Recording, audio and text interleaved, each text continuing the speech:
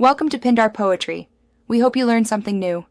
You begin by seasoning your base protein and getting aromatic fat ready. This matters because flavor builds early.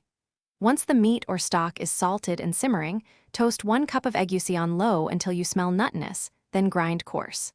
While that cools, chop 2 onions and blend or slice peppers for heat. Wash and stack the ugu leaves.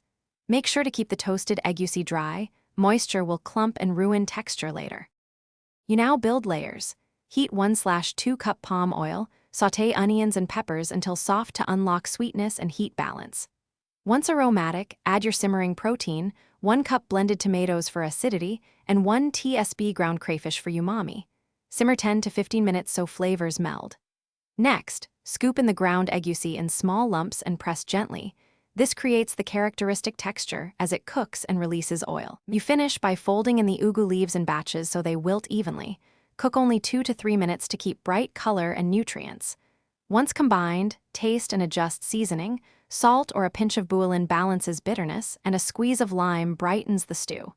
If the soup is too thin, simmer uncovered to reduce.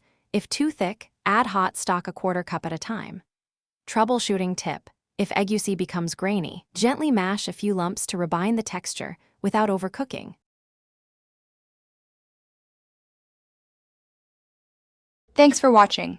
Consider subscribing if we helped you.